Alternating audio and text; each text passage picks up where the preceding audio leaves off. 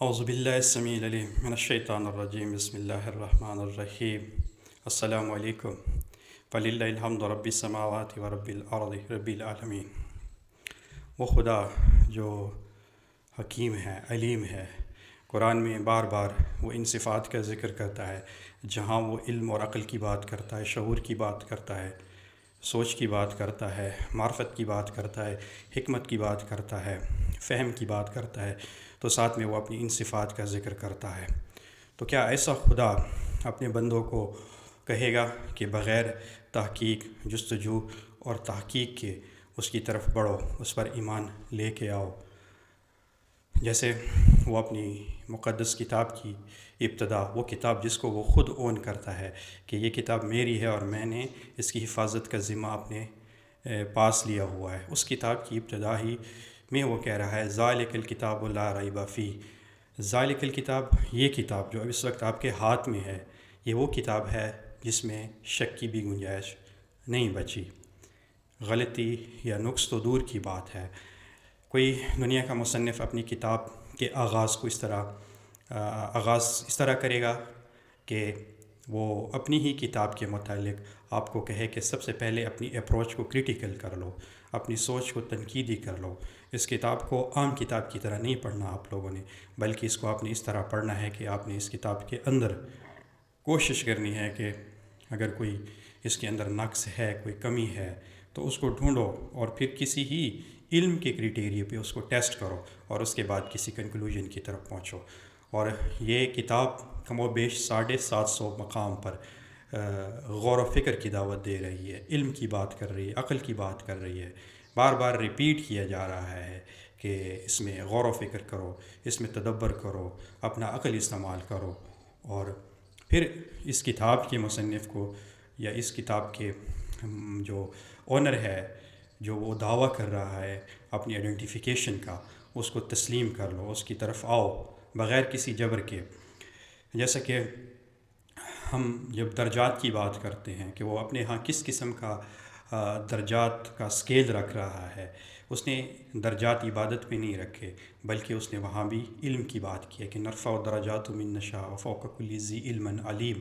کہ اس کے نزدیک لوگوں کے جو مراتب ہیں، وہ درجات ہیں، ان کی بنیاد بھی علم کے اوپر ہے۔ اور جب وہ اپنے بندے پہ پہلی وحی نازل کر رہا تھا، وہ اقرا سے سٹارٹ ہو رہی ہے، پڑھو پڑھاؤ، قلم کی بات ہو رہی ہے، علم کی بات ہو رہی ہے۔ اسی طرح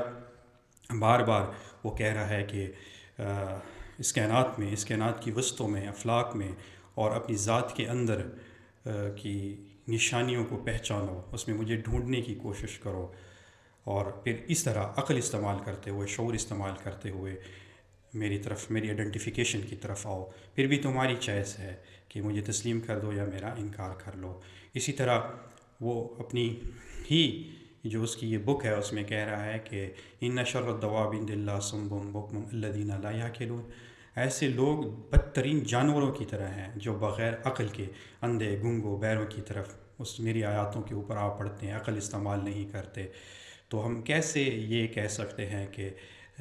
خدا جو ہے وہ اندھا دھند تقلید اور اندھا دھند پیروی کے لیے آپ کو مجبور کر رہا ہے؟ بہت سے مقامات پہ قرآن میں اللہ تعالیٰ نے کہا ہے کہ یہ جو میری طرف سے پیغمبر بھیجے گئے ہیں یا الہامی لٹریچر، ڈیوائن نالج بھیجا گیا ہے، اس کے ذریعے تحقیق، جستجو